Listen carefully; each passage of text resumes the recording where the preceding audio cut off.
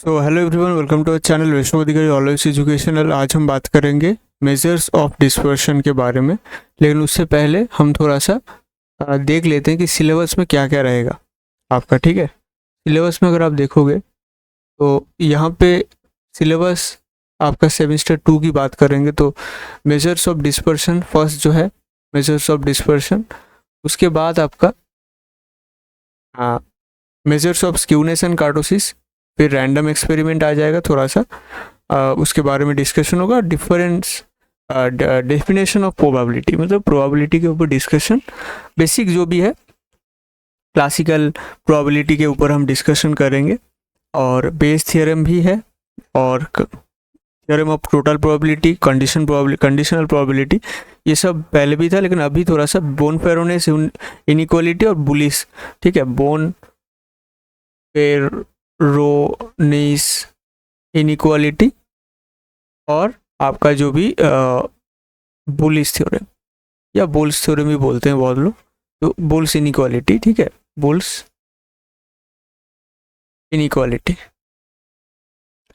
ये नया ऐड किया गया है। उसके बाद बाकी जो भी है, और एक्सियोमेटिक डेफिनेशन जो है उसको भी आप ऐड कर लो। एक्सियोमेटिक डेफिनेशन वो भी आप नया नहीं बोल सकते, लेकिन ठीक है फिर भी आप बोल सकते हो अभी तो फिलहाल। ठीक है, तो ये तीन मतलब मोटे मोटे तौर पे ऐड किया गया है प्रोबेबिलिटी के अंदर। और concept of polynomials, concept of interpolation, ये पहले भी था।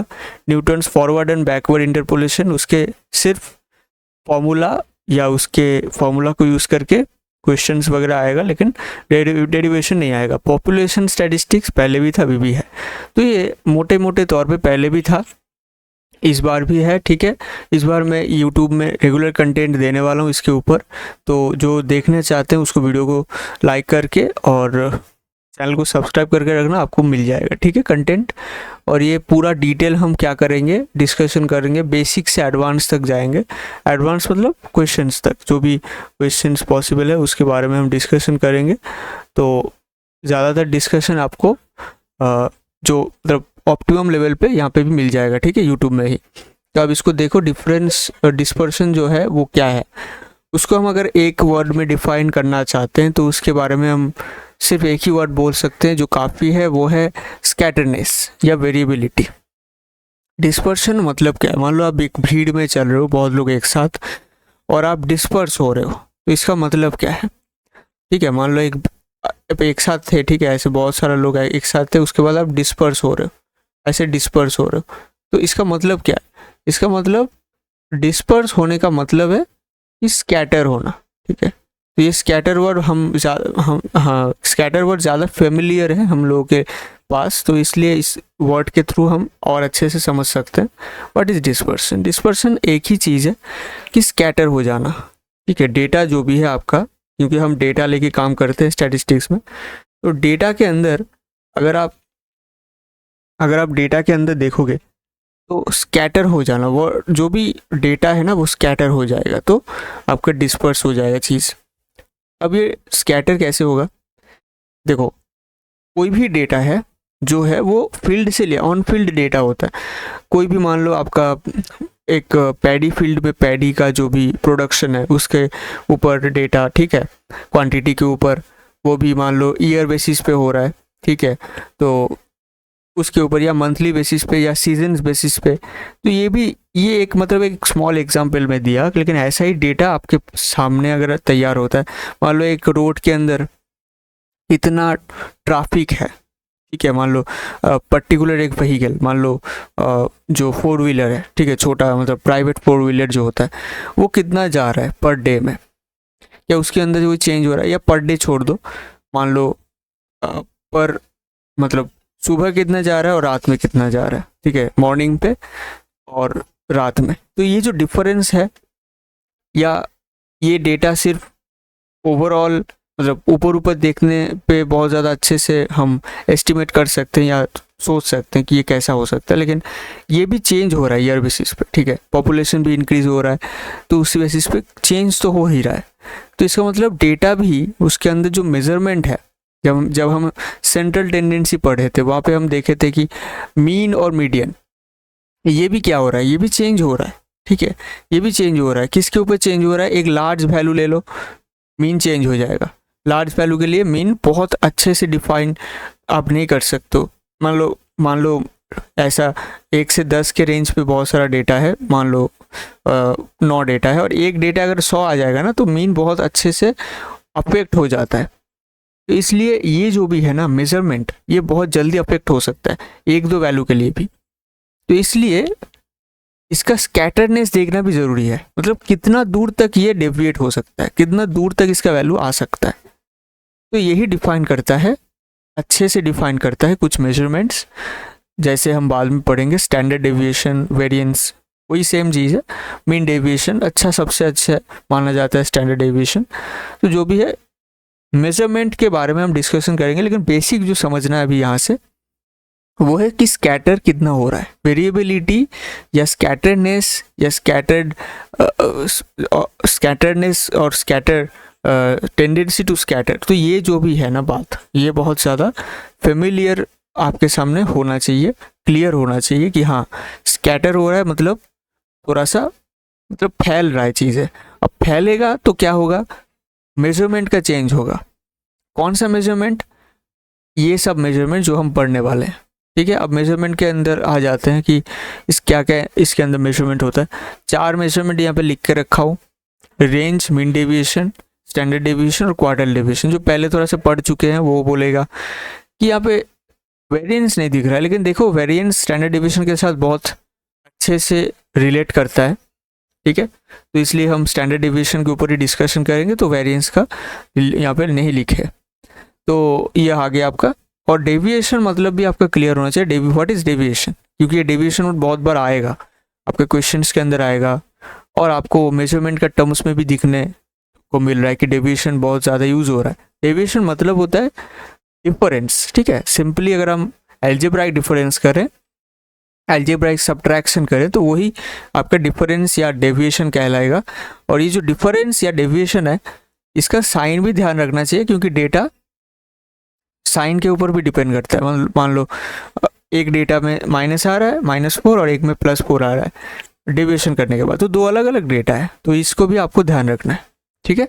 ये कुछ बातें हैं, और मैं ऑलरेडी बता दिया कि आपको बेसिक से हम चलेंगे क्वेश्चंस तक, फिर प्रैक्टिस तक, तो आपका एक अच्छा खासा तैयारी हो जाएगा, ठीक है।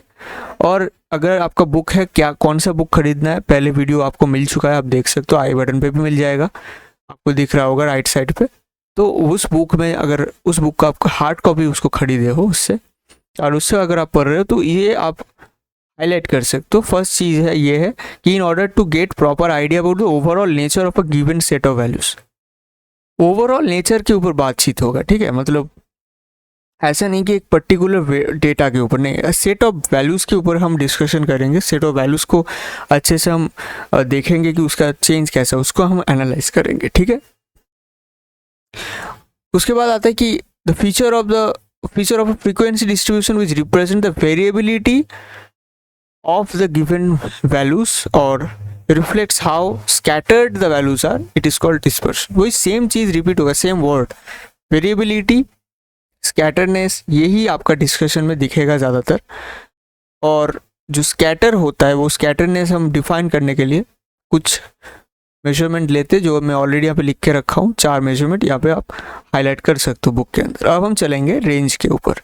अब डेडिकेटेड हर एक मेजरमेंट के ऊपर डिस्कशन होगा, उसको ध्यान से देखना। अब रेंज होता क्या है, देखो रेंज सिंपल एक मेजर है, मेजरमेंट ऑफ डिस्पर्शन, जो ज़्यादा कुछ मतलब उसके अंदर कॉन्सेप्ट है नहीं, बस ये है greatest value minus least value. मान लो आपका ऐसा कुछ डेटा दिया हुआ है, ठीक है, और इस डेटा को, अब डेटा जो होता है ना, ये भी आपको मालूम होना चाहिए कि डेटा 2 तरीके का होता है। एक होता है आपका अनग्रुप्ड डेटा, अनग्रुप्ड डेटा, और एक होता है आपका ग्रुप्ड डेटा, ठीक है। तो ग्रुप्ड डेटा जो होता है उसके अंदर फ्रीक्वेंसी होता है, उसके अंदर फ्रीक्वेंसी होता है, उसके अंदर आपका क्लास बाउंड्री भी हो सकता है, ठीक है। तो उसको आपको देख के समझना पड़ेगा कि हाँ ये आपका ग्रुप्ड डेटा है या ये आपका अनग्रुप्ड डेटा है। तो ये आपका अनग्रुप्ड डेटा है, जो मैं यहाँ पे क्वेश्चन में लिख के रखा, रखे हैं, ये आपका एक अनग्रुप्ड डेटा है, ठीक है। अब जो अनग्रुप्ड डेटा है उसके लिए for ungrouped data ungrouped data के लिए कोई सिंपल मतलब बहुत ज़्यादा कुछ है नहीं, ग्रेटेस्ट वैल्यू लो माइनस लीस्ट वैल्यू लो, याद रखना ये आपका विथ साइन लेना होना है, ठीक है, विथ साइन लेना है आपको, अदरवाइज आपका आंसर शायद गलत आएगा, ठीक है। और याद रखना ये जो भी रेंज वगैरह होगा ये आपका कैसा होगा ये भी आपको ध्यान में रखना चाहिए। तो जो भी मेजरमेंट होता है ना, मेजरमेंट ऑफ डिस्पर्शन, याद रखना ये हमेशा पॉजिटिव होता है, पॉजिटिव या आप ऐसे लिख सकते हो नॉन नेगेटिव होता है, क्योंकि नेगेटिव नहीं हो सकता, अदरवाइज क्या होगा, अगर नेगेटिव हो रहा है इसका मतलब तो मतलब ऐसा ही है कि नंबर ऑफ साइट्स या नंबर ऑफ व्हीकल्स, इसको आप नेगेटिव तो नहीं लिख सकते हो ना, कोई भी डेटा है नंबर वो कभी भी नेगेटिव में नहीं हो सकता है, कुछ ऐसा क्वांटिटी है जो भी हम यहाँ पे डिफाइन करना चाहते हैं वो कभी भी नेगेटिव नहीं हो सकता है, ठीक है। तो इसलिए हमेशा ये शायद हमेशा ये नॉन नेगेटिव होगा, ज़्यादातर केस में आप बोल सकते हो कि मोस्टली नॉन नेगेटिव ही दिखता है, और इस चीज़ को आप इसलिए नोट कर सकते हो कि मेजरमेंट जो भी है इस पर्सन का वो नॉन नेगेटिव होता है। अब बात ये आता है कि आप इस क्वेश्चन को कैसे करोगे, सिंपल, इसके अंदर से आप लिस्ट निकालो, लिस्ट डेटा वैल्यू आपका हो गया -1, और जो हाईएस्ट वैल्यू आपका हो गया 8, ठीक है। तो आप क्या करोगे, रेंज कैसे निकालोगे, सिंपल आपको हाईएस्ट माइनस लीस्ट करना है, हाईएस्ट माइनस लीस्ट, तो हाईएस्ट आपका हो गया 8 -1, तो क्या हो गया 8 + 1, इसका मतलब 9, तो आपका आंसर क्या हो गया 9, ठीक है। ये हो गया आपका अनग्रुप्ड डेटा के लिए, दिस इज अनग्रुप्ड डेटा। अब आपको क्या करना है, आपको करना है मान लो ग्रुप डेटा के लिए, मान लो आपको दे दिया है ग्रुप डेटा, तो आपको क्या करना है, ये आपका इंपॉर्टेंट हो गया नोट, क्योंकि बहुत लोग क्या करते हैं सिर्फ अनग्रुप्ड डेटा ही पढ़ते हैं, तो इसलिए उनको अगर ग्रुप डेटा मिल जाए तो वो सॉल्व नहीं कर पाते हैं रेंज का। तो उसके लिए ये आपको ध्यान रखना चाहिए कि अगर आपको रेंज ग्रुप डेटा के लिए निकालने को बोल रहा है तो आपको क्या करना है, लार्जेस्ट अपर बाउंड्री, अब अपर बाउंड्री मतलब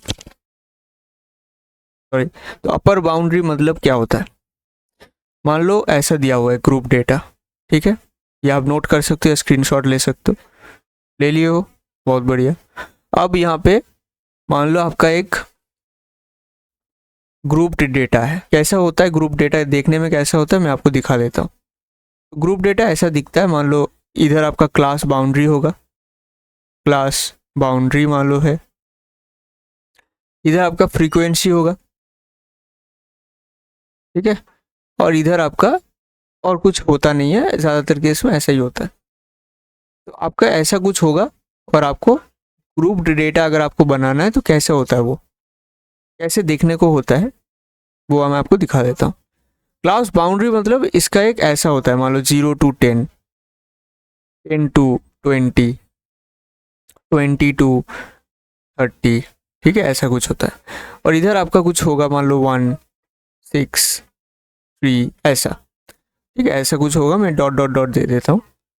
अब आपको समझाना है मुझे कि क्लास बाउंड्री के अंदर आपको निकालना कैसे है रेंज, ठीक है। अब मान लो लास्ट में आपका है कुछ, मान लो ऐसा ही है, और लास्ट में मान लो है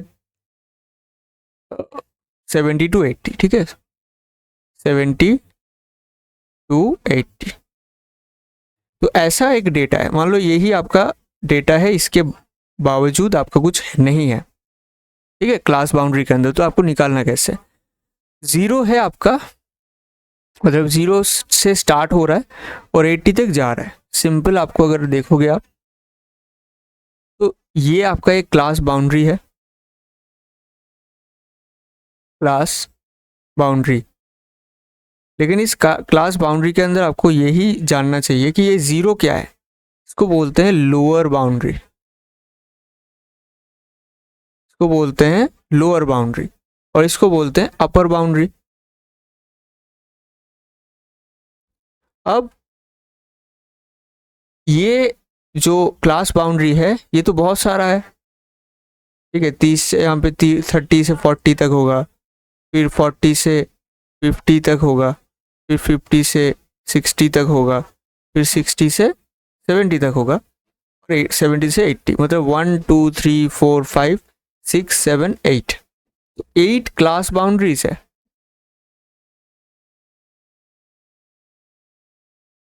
तो इस 8 क्लास बाउंड्रीज के अंदर 8 लोअर बाउंड्री है और 8 अपर बाउंड्री है। तो अब इस 8 में से आपको लोएस्ट, 8 लोअर बाउंड्रीज के अंदर जो लोएस्ट कौन सा होगा, जो फर्स्ट होगा। तो क्या आपको लेना है, यहाँ पे 0, यहाँ पे हमारा जो डेटा है उस हिसाब से 0। और अपर बाउंड्री जो है उसमें से आपको हाईएस्ट लेना है। तो हाईएस्ट आपका यहाँ पे क्या है, सबसे लास्ट का जो है वही आपका हाईएस्ट होगा। तो यहाँ पे 80, क्योंकि जो रियल नंबर है, रियल नंबर लाइन है, वो कैसा फॉलो करता है, वो लेफ्ट टू अगर आप राइट जाओगे तो इंक्रीज करेगा ना, तो उस हिसाब से वही डेटा उस हिसाब से ही चेंज होगा। अब वाले यहाँ पे कुछ नेगेटिव से है, -1 से 0, 0 से 1, 1 से 2, तब आपका ये हो जाएगा लोएस्ट लोअर बाउंड्री, ठीक है। आई थिंक आपको समझ में आ गया होगा अभी। और ये हो गया आपका, मान लो इतना तक ही है, तो ये हो गया आपका हाईएस्ट अपर बाउंड्री। तो उस हिसाब से अगर आप देखोगे तो रेंज अगर आप निकालना चाहते हो, मान लो इधर से हम रेंज निकाल रहे हैं, तो इधर से रेंज निकालने से क्या होएगा, 80 माइनस 0, इसका जो रेंज हो जाएगा वो हो गया 80। और अगर आप इसका रेंज निकालना चाहते हो तो क्या होगा, range equal to 2 minus of -1 sign के साथ, तो 2 + 1 मतलब इसका रेंज हो जाएगा 3, ठीक है। तो इस तरीके से आपको करना चाहिए। तो ये हो गया आपका ग्रुप्ड डेटा, और उसके अंदर आपको कैसे रेंज कैलकुलेट करना होगा, उसका रेंज कैलकुलेशन में यहाँ पे दिखा दिया आपको, ठीक है। देखिए उसके लिए कुछ फ्रीक्वेंसी की बात नहीं है, क्योंकि आपको सिंपली क्लास बाउंड्री लेके करना है, तो उसमें फ्रीक्वेंसी की आपका कोई मतलब बात नहीं आता है। लेकिन ग्रुप्ड डेटा के अंदर फ्रीक्वेंसी दिया जाएगा, ये आपको ध्यान रखना है, ठीक है। तो आप इसको नोट कर सकते हो या स्क्रीनशॉट ले सकते हो, नोट कर सकते हो क्योंकि वही बेटर होता है, ठीक है। एक कॉपी बनाना, उसमें नोट करते चलना। तो ये हो गया आपका रेंज का कैलकुलेशन जो भी है। फिर से मैं एक बार आपको बोल देता हूँ, ग्रेटेस्ट वैल्यू और माइनस लीस्ट वैल्यू आपका रेंज है। और अनग्रुप्ड डेटा विथ साइन आपको लेना है, जैसे मैं यहाँ पे -1 लेके कर रहा था यहाँ पे, तो वैसे ही अब यहाँ पे देखो -1 लेके कर रहा था, ठीक है, विथ साइन, विथ साइन, तो विथ साइन ही आपको करना चाहिए, अदरवाइज आंसर गलत आएगा। क्योंकि अगर आप माइनस नहीं लोगे तो क्या होएगा, 8 - 1 7 हो जाएगा, लेकिन आंसर क्या है, आंसर है 8 + 1 9। तो ये राइट है, ये गलत है, ठीक है। तो वो आपको ध्यान रखना चाहिए। तो अब हम बढ़ते हैं आगे का जो भी है रेंज का कैलकुलेशन। देखो ये जो क्वेश्चन है वो हम कर चुके हैं, ये जो भी ब्रैकेट करना है ये आपको हाईलाइट करना है तो कर सकते हो, ठीक है। ये इम्पॉर्टेंट है, इधर से पूरा जो भी है ग्रुप डेटा के अंदर जो भी बातचीत हुआ वो यहाँ पे लिखा हुआ है, वो आप यहाँ पे हाईलाइट कर सकते हो। और ये क्वेश्चन हम कर चुके हैं। अभी हम आगे बढ़ेंगे और मीन डेविएशन नहीं, रेंज का ही कुछ और बातचीत करेंगे कि कैसे वो इफेक्ट करता है ऑरिजिन और स्केल शिफ्ट के अंदर, ठीक है। चलिए, तो ये आपका होमवर्क रहेगा, ठीक है। क्वेश्चन रहेगा कि find its range, find its range और find the range of this data, find the range of this data. इसमें कुछ नहीं है, देखो इसमें आपका जो भी डेटा है जैसे लिया जाता है practically data, number of members of different families, क्या दिया गया है, नंबर ऑफ मेंबर्स दिया गया है कि फर्स्ट फैमिली जो सर्वे किया गया मान लो एक, तो फर्स्ट फैमिली में 3rd था, फिर 5, फिर 4, फिर 3, फिर 2, ऐसे। तो टोटल डेटा अगर आप देखोगे तो 9 और इधर से 90 डेटा आपको मिलेगा, ठीक है। तो 90 डेटाज है, कैसे निकालना है, हाईएस्ट निकाल लो, फिर लोएस्ट निकाल लो, फिर माइनस कर दो, आपका आ जाएगा। तो ये आप करके कमेंट करना कि इसका आंसर क्या है, ठीक है। इसमें आप टाइम स्टैम्प डाल देना और डाल के कमेंट कर देना, ठीक है। अब हम आगे बढ़ते हैं। Effect in range when there is a scale and origin shift. तो अब हम बातचीत करेंगे range under origin and scale shift. तो पहले बातचीत हम कर लेते हैं ऑरिजिन एंड स्केल शिफ्ट मतलब क्या होता है। ये हम पहले भी डिस्कस कर चुके हैं, लेकिन अभी एक बार फिर से बता देता हूँ, अगर कंसेप्ट आ ही रहा है तो बहुत लोगों का दिक्कत हो सकता है। ऑरिजिन शिफ्ट मतलब क्या है कि आप डिपेंडेंट वेरिएबल में चेंज कर रहे हो, डिपेंडेंट वेरिएबल, ठीक है। ऑरिजिन या स्केल दोनों ही आप डिपेंडेंट वेरिएबल में कुछ शिफ्ट कर रहे हो। शिफ्ट करना मतलब क्या होता है, देखो जैसे मान लो y इक्वल टू एक्स का ग्राफ कैसा होता है, ऐसा होता है, this is y equal to X. अब अगर आप इसको शिफ्ट कर दो, x प्लस 1 कर दो, y equal to X plus 1, ये एक शिफ्ट है, इसको हम बोलते हैं origin shift. Origin shift, origin shift में हमेशा हम कुछ प्लस या माइनस करते हैं। तो यहाँ पे हम प्लस किए हैं, तो इसका मतलब ये ग्राफ थोड़ा सा माइनस में शिफ्ट हो जाएगा। यहाँ पे अगर आप x की वैल्यू 0 रखोगे तो y की वैल्यू क्या आएगा, -1। तो यहाँ पे आपका ऐसा कुछ आएगा, मतलब y की वैल्यू क्या आएगा, सॉरी y की वैल्यू 1 आएगा। तो यहाँ पे आपका कुछ ऐसा आएगा, तो मतलब ग्राफ कुछ ऐसा हो जाएगा, मतलब यहाँ पे -1।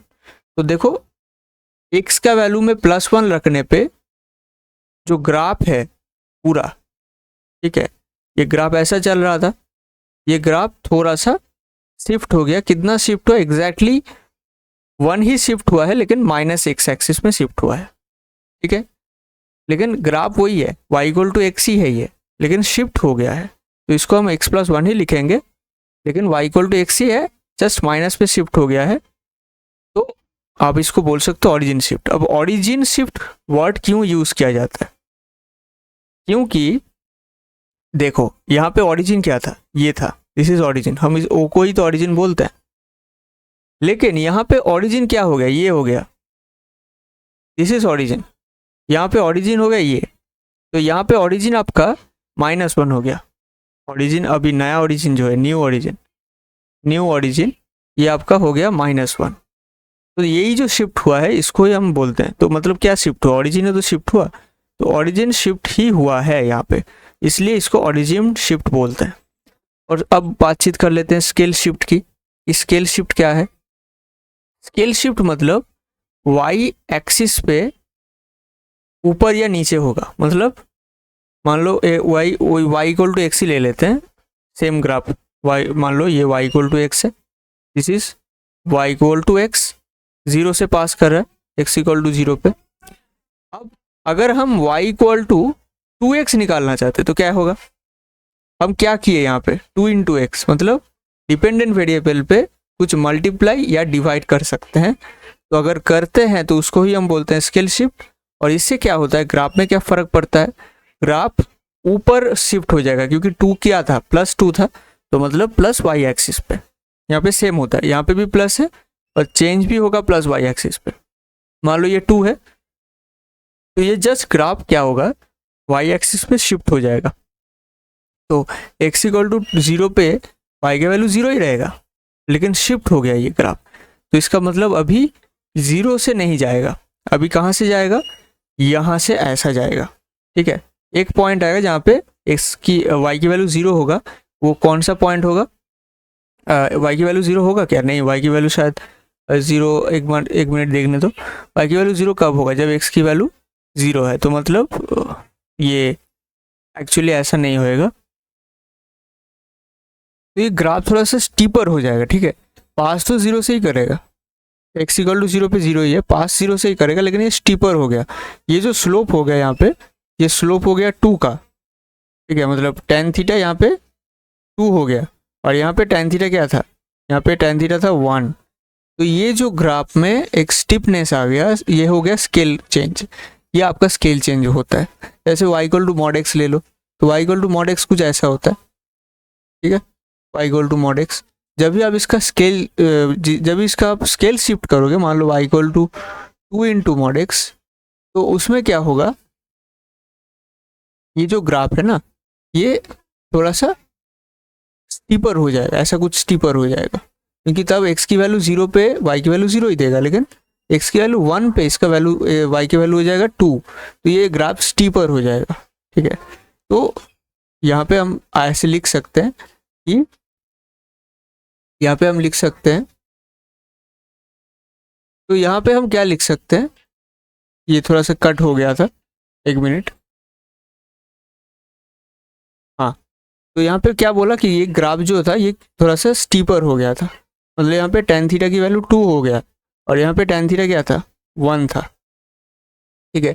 तो ग्राफ हो गया स्टीपर। तो यहाँ पे आप लिख सकते हो कि ग्राफ थोड़ा सा y एक्सिस पे स्टीपर हो जाएगा, ठीक है। तो यही हो गया आपका स्केल चेंज, इसको हम स्केल चेंज बोलते हैं। तो आपको आई थिंक समझ में आ गया होगा। जैसे मैं मॉड एक्स को लेके बातचीत कर रहा था कि मॉड एक्स का ग्राफ कुछ ऐसा था, y equal to mod X. जब आप उसको y equal to 2 into mod X लिखोगे तो वो ग्राफ थोड़ा सा स्टीपर हो जाएगा, ऐसा, ठीक है। जब y इक्वल टू 0 तब x इक्वल टू 0 ही है, लेकिन मतलब जब x इक्वल टू 0 तब y इक्वल टू 0 ही है, लेकिन x इक्वल टू 1 पे y इक्वल टू 2 हो गया। यहाँ पे x इक्वल टू 1 पे y का वैल्यू 1 था, तो देखो स्टीपर हो गया ना, 1 से 2 हो गया तो स्टीपर हो गया, स्लोप इंक्रीज कर रहा है ना, तो आप लिख सकते हो स्लोप इंक्रीज हो रहा है, ठीक है। तो ये आपका बातचीत हो गया आपका स्केल शिफ्ट और ऑरिजिन शिफ्ट के बारे में। अब हम बातचीत करने वाले हैं एक्चुअल हम जो करना चाह रहे थे कि रेंज के बारे में डिस्कशन, ठीक है। रेंज का कैसा चेंज होगा जब वो सच में स्केल शिफ्ट या ऑरिजिन शिफ्ट होगा, तब उसका कैसा चेंज होगा। तो देखो, range under scale and origin shift. अब यहाँ पे याद रखना, जो शिफ्ट हम करने वाले हैं वो दोनों एक साथ करने वाले हैं, ठीक है। स्केल और ऑरिजिन दोनों एक साथ, एंड लिखा हुआ है इसलिए। जैसे मान लो x था, उसका पहले हम क्या करेंगे, स्केल शिफ्ट, मान लो a लगा दिया, तो एक a मल्टीप्लाई किया, मतलब ये क्या हो रहा है, स्केल शिफ्ट हो रहा है, और प्लस b कर दिया, इसका मतलब वो जो है वो आपका ऑरिजिन शिफ्ट कर रहा है। तो देखो टोटल एक साथ हो गया आपका स्केल शिफ्ट, इसको हम बोलेंगे स्केल शिफ्ट, और इसको हम बोलेंगे ऑरिजिन शिफ्ट, ठीक है। स्केल शिफ्ट ऑरिजिन शिफ्ट एक साथ हो गया, तो y इक्वल टू ये लिखेंगे। अब यहां से हम रेंज निकालना चाहते हैं कि रेंज ऑफ y क्या होगा, कैसे चेंज हो रहा है, मतलब क्या कर रहे हैं हम, वेरिएबल चेंज कर रहे हैं, वेरिएबल को चेंज कर रहे हैं। तो चेंज करने के बाद एक्चुअल हमारा जो फंक्शन है वो कैसे चेंज हो रहा है, कैसे चेंज हो रहा है, हो रहा है, वही हम देखने वाले हैं, ठीक है। अब देखो रेंज ऑफ वाई ये हो गया, तो यहाँ पे फॉर्मूला है जो आपको याद रखना चाहिए।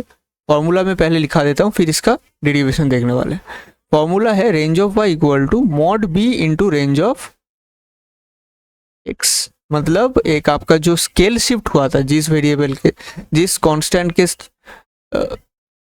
माध्यम से आप स्केल शिफ्ट किए थे, सॉरी ऑरिजिन शिफ्ट, यहाँ पे मैं थोड़ा सा गलत लिख दिया, शायद बी नहीं होगा, ए होगा, ए प्लस बी एक्स।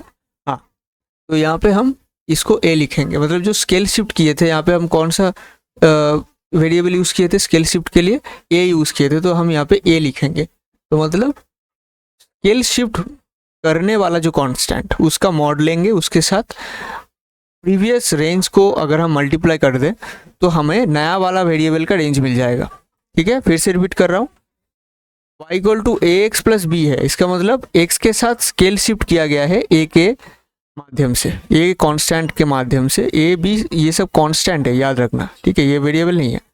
तो a b कांस्टेंट को यूज करके हम क्या किए, स्केल शिफ्ट किए, अब वो जो स्केल शिफ्ट किए थे उसका अगर मॉड ले ले, मान लो स्केल शिफ्ट किया गया था -2 से, सो हम -2 यूज़ नहीं करेंगे, -2 का मॉड यूज़ करेंगे, उससे 2 आएगा।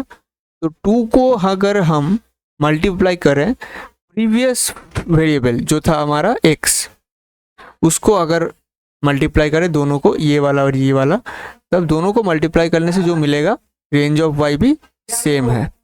ठीक है, ये आपका हो गया। तो ये हो गया आपका रेंज ऑफ y। ठीक है, अब इसका डेरिवेशन देख लेते हैं। डेरिवेशन डेरिवेशन डेरिवेशन कैसे होगा, देखो y इक्वल टू हम लिखे थे ax प्लस बी, अब हम yi इक्वल टू लिखेंगे axi प्लस बी। xi क्या है, एनी वेरिएबल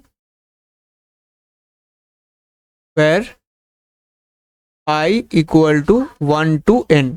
ठीक है, मतलब i आपका 1 से n तक हो रहा है, मतलब आपका जो सेट ऑफ वैल्यूज है वो x1 x2 x3 ऐसे xn तक है। तो आप यहाँ पे देखो 1 2 3 हो रहा है, तो इसको हम n तक ले लिए, मतलब xi एक ही इंडिविजुअल, ये एक इंडिविजुअल कांस्टेंट सॉरी वेरिएबल है, ये एक इंडिविजुअल वेरिएबल है, ये एक ही वेरिएबल है, सब एक साथ नहीं है, एक ही वेरिएबल है। लेकिन हम x1 तो सिर्फ नहीं लिख सकते ना, या x2 सिर्फ नहीं लिख सकते, इसलिए हम xi लिख दिए, जहाँ पे i मतलब 1 to n आप कुछ भी ले सकते हो, x1 भी होगा, x2 भी होगा, x3 भी होगा, इस तरीके से आप कुछ भी ले सकते हो। ठीक है, अब हम क्या करेंगे, ये जो yi है, मतलब से the maximum value of yi when I equal to 1 to n is y max। ठीक है, इसका नाम दे देते हैं y max। तो y1 y2 y3 आपका आएगा ना, ठीक है, वेरिएबल चेंज करने के बाद yn नंबर ऑफ y आएगा, तो उसमें से मान लो y जो मैक्सिमम जो वैल्यू है वो है आपका y max। ठीक है, सिमिलरली और ऐसे आप लिख सकते हो, हाँ ठीक है, similarly x maximum is maximum value of xi। ठीक है, xi का भी मैक्सिमम वैल्यू x मैक्स है, तो मतलब जो भी x1 x2 इस तरीके से xn तक है, उसमें से जो मैक्सिमम वैल्यू है, वो आपका है मान लो x मैक्स, x सफिक्स में मैक्स। ठीक है, x सफिक्स में मैक्स। तो इसका मतलब हम ये लिख सकते हैं, अब ध्यान से समझो, अगर x मैक्सिमम है तभी तो उसके करस्पॉन्डिंग y मैक्सिमम होगा। अगर x ही छोटा है y तो मैक्सिमम नहीं हो सकता। समझने की कोशिश करो, मान लो पर्टिकुलर 20 है आपका x मैक्स, तो जब आप 20 के साथ इंटू 2 + 3 करोगे तब वो जो आएगा वही तो सबसे मैक्सिमम होगा, और जो आपका y मैक्स कहलाएगा ना, मतलब x मैक्स के करस्पॉन्डिंग ही आपको y मैक्स मिलेगा। x अगर मैक्सिमम नहीं है, अगर आप x मिनिमम लेके चल रहे हो, तो उस x मिनिमम के करस्पॉन्डिंग उस x मिनिमम को अगर आप स्केल शिफ्ट या ओरिजिन शिफ्ट कुछ भी कर लो, वो कभी भी y मैक्स नहीं बन सकता। ठीक है, आपको समझ में आ रहा है? तो इसका मतलब x मैक्स से ही आपका y मैक्स बन रहा है। तो x मैक्स के करस्पॉन्डिंग अगर y मैक्स बनेगा तो हम ये लिख सकते हैं, पर्टिकुलर इस इक्वेशन को यूज करते हुए हम लिख सकते हैं कि y max equal to a plus B, अच्छा a एक्स आई, मतलब x मैक्स लिखेंगे हम। ठीक है, तो a X I X maximum लिख लेते हैं, रुको, a X maximum plus b, ये हम लिख सकते हैं। अब ये हो गया आपका सेकेंड इक्वेशन, ये हो गया आपका फर्स्ट इक्वेशन, ये जो आपका था ये हो गया आपका first equation, this is your first equation. ये दोनों इक्वेशन को हम यूज करेंगे और माइनस करेंगे, ठीक है। पहले ये नोट कर लो, हम पहले क्या किए, हम यूज़ कर रहे हैं, ये ऑपरेशन यूज़ कर रहे हैं, इससे हम इंडिविजुअल एक वाई आई मतलब एक y1 y2 कोई भी एक लेके ये एक्सप्रेशन लिख सकते हैं, इसलिए जनरलाइज करके वाई आई लिख रहे हैं।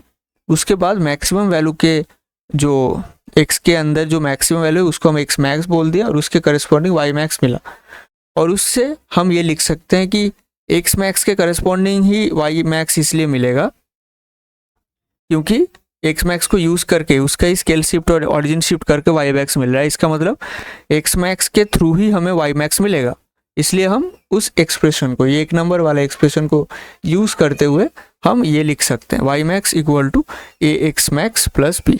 ठीक है, आई थिंक इतना तक क्लियर हुआ। ये स्क्रीनशॉट या नोट कर लो, फिर हम आगे चलते हैं। ठीक है, लिख लिए हो? ठीक है, अब हम क्या करेंगे, 1 माइनस 2 करेंगे। 1 माइनस 2 तो क्या मिलेगा हमें, ध्यान से देखो। पहले हम 1 लिखते हैं, पहले क्या करेंगे 1 लिखेंगे कि Y max minus Y mean, sorry Y हाँ वाई मीन ही तो लिखना होगा। सिमिलर तरीके से हम मतलब, अच्छा यहाँ पे एक चीज़ छूट गया कि सिमिलरली हम ये भी डिफाइन करेंगे। क्या डिफाइन करेंगे? सिमिलरली अरे सिमिलरली, एक मिनट, हाँ सिमिलरली हम लिखेंगे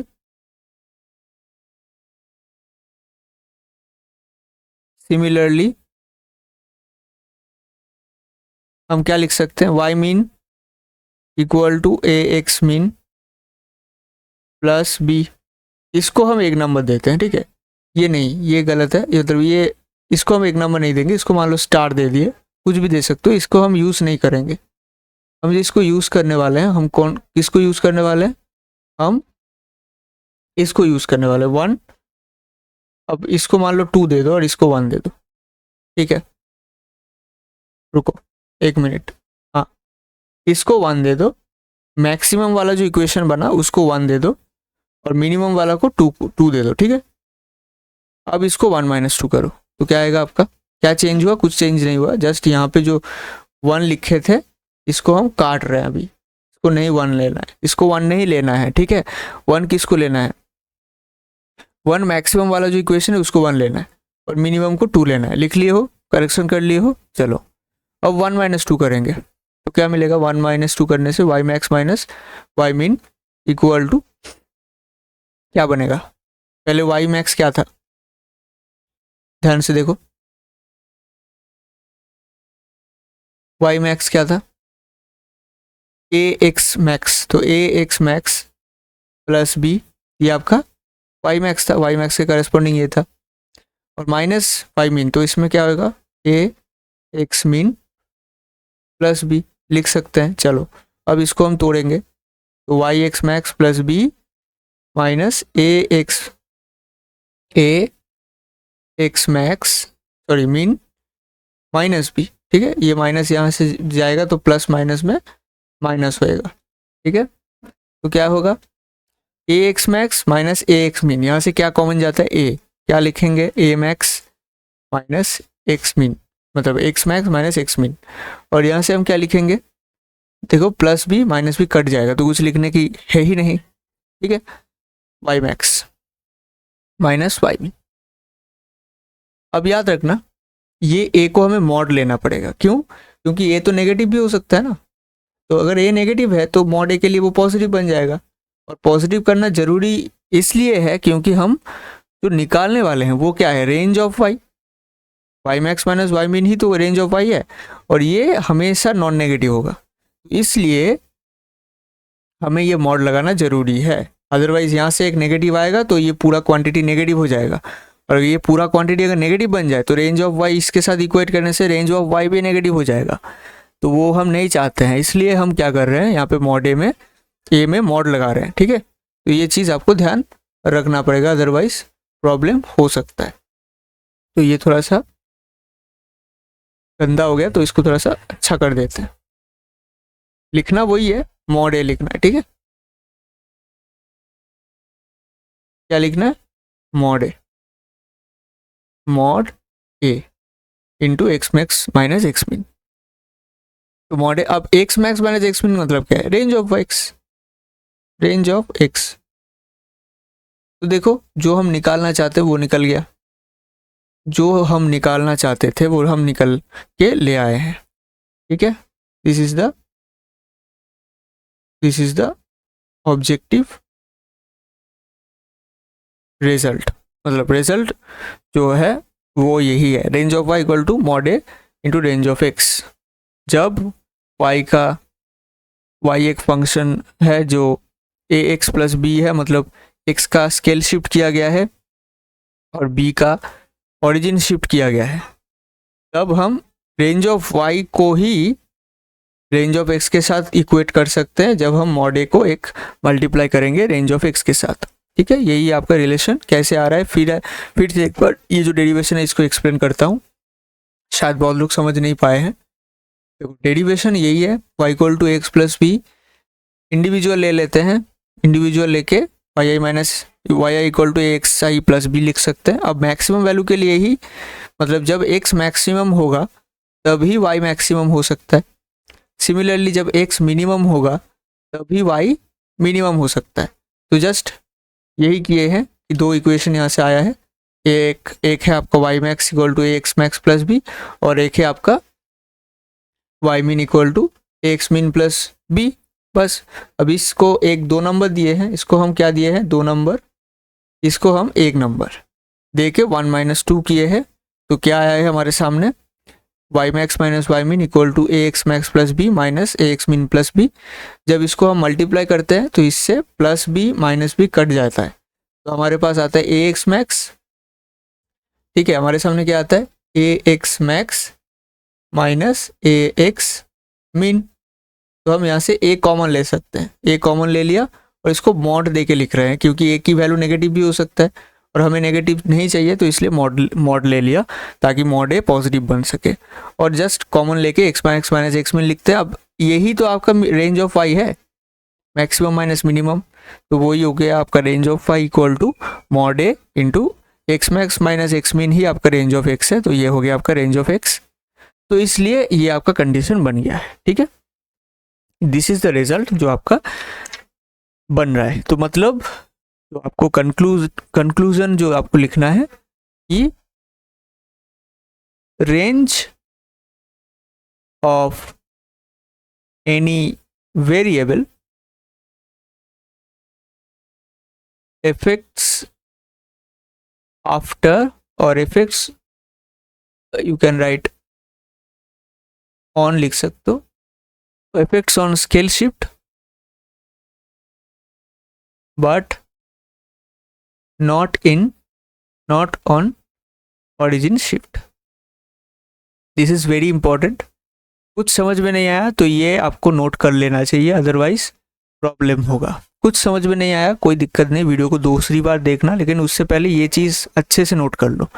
range of any variable affects on scale shift but not on origin shift. Origin shift पे कोई अफेक्ट नहीं करता है, जैसे y equal to A x plus b पे कोई अफेक्ट हुआ, इससे रिजल्ट क्या है, range of y equal to mod A into range of x. तो क्या हुआ, मॉड ए क्या है, स्केल शिफ्ट करने वाला variable, sorry constant, scale shift करने वाला कांस्टेंट है मॉड ए, लेकिन ओरिजिन शिफ्ट में जो प्लस बी था वो तो कैंसिल हो जा रहा है ना, प्लस बी माइनस बी करके डेरिवेशन के अंदर। तो इसका मतलब ओरिजिन शिफ्ट जो करता है वेरिएबल, जैसे यहाँ पे प्लस बी किया था, मतलब प्लस बी मतलब ऐड किए थे प्लस बी, माइनस बी पे भी सेम आएगा रिजल्ट, लेकिन वो कांस्टेंट रेंज के कैलकुलेशन पे कोई अफेक्ट नहीं कर रहा है। तो इसका मतलब अगर मान लो एक बहुत बड़ा डेटा है, इसका एप्लीकेशन क्या है, मतलब ये हम क्यों कर रहे हैं, स्केल शिफ्ट ओरिजिन शिफ्ट से अफेक्ट क्यों निकाल रहे हैं, क्योंकि एप्लीकेशन क्या है, मान लो कोई डेटा है 300 400 500 600 ऐसा डेटा है, ठीक है, आप उस डेटा को छोटा कर सकते हो, एक कांस्टेंट से सब्ट्रैक्ट करके, मान लो आप किससे सब्ट्रैक्ट करो 300 से, तो 300 माइनस 300 0, 400 माइनस 300 कांस्टेंट रखना ही है, कितना होगा 100, 500 माइनस 300 क्या होगा 200, 600 माइनस 300 क्या होगा 300। बात समझ में आ रहा है? तो अब इसको छोटा कर दियो ना, और इससे भी अगर आपको छोटा करना है तो आप नेगेटिव भी ले सकते हो। मान लो 600 लेके चल रहे हो तो वो भी आप कर सकते हो, जैसे मान लो 300 माइनस 600 तो minus 300, 400 minus 600 minus 200, 500 minus 600 minus 100, और 600 माइनस 600 0। अब देखो ये जो डेटा बना ये आपका y हो गया ना, ये आपका y हो गया ना, ये आपका x था। आप क्या किए हो ओरिजिन शिफ्ट, क्या रेंज पे कोई इफेक्ट पड़ेगा? इससे रेंज निकालो, क्या होगा 600 माइनस 300 कितना आएगा 300। इससे रेंज निकाल के देखो जरा, रेंज इक्वल टू 300 में, क्योंकि मैक्सिमम माइनस मिनिमम, मिनिमम क्या है 0 माइनस 0 300, कोई इफेक्ट नहीं पड़ा, रेंज सेम है। समझ में आ रहा है? रेंज सेम रहेगा, ओरिजिन शिफ्ट पे कोई इफेक्ट नहीं करता है।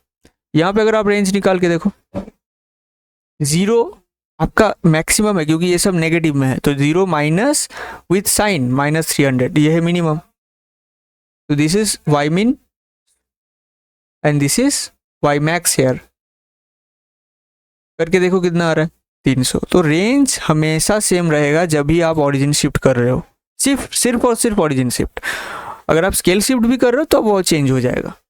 बात समझ में आ रहा है?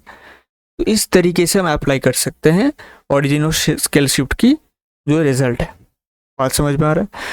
तो this is the most important point जो इस लेक्चर में आपको समझना होगा। 2-3 बार देखो, अच्छे से समझो, ठीक है। इसके ऊपर एक क्वेश्चन भी करते हैं चलो, ताकि क्लियर हो पाए। जैसे देखो ये जो क्वेश्चन है ना, यहाँ से आपको बहुत सारा चीज़ें क्लियर हो जाएगा, ठीक है। देखो क्या बोला है कि if two variables X and Y are related as this, range of X आपको बोल दिया है, रेंज ऑफ वाई निकालना है, ठीक है। सिंपल क्वेश्चन है, जो भी हम अभी पढ़े उसके ऊपर ही ये क्वेश्चन है। तो हमें रिलेशन दिया गया है 3x plus 3y plus 4x equal to 9। हम कैसे पढ़े थे वो उसको याद करो पहले। y इक्वल टू हमारे पास क्या था ax प्लस बी, वहाँ से आया था, वहाँ से हमारे पास आया था range of y equal to mod a into range of x। तो हमें इस तरीके से पहले लिखना होगा जो हमें दिया गया है। फर्स्ट जो स्टेप है, स्टेप 1 क्या है उसको अच्छे से लिखो, जैसे हम वहाँ पे लिख रहे हैं। तो कैसे है देखो, y के टर्म्स पे लिखे तो y को अलग करो, 3y इक्वल टू क्या होगा माइनस 4x प्लस 9, लिख लिए, अच्छी बात है। अब यहाँ पे y था तो हमें y ही रखना है, तो y इक्वल टू क्या होगा माइनस 4/3 इंटू एक्स प्लस 9/3, इसको हम लिख सकते हैं। चलो इसको अच्छे से थोड़ा सिंप्लीफाई कर लेते हैं, x प्लस 3 लिख सकते हैं, ठीक है। तो देखो अब ये जो है ये इसके साथ सेम है ना। अब हम इसको अप्लाई करेंगे कि यहाँ से रेंज ऑफ y क्या आएगा। अब पहले तो बातचीत कर लेते हैं, a क्या है, यहाँ पे a है, यहाँ पे माइनस 4/3 जो ब्रैकेट के अंदर है। b क्या है 3, क्या b यहाँ पे काम आएगा?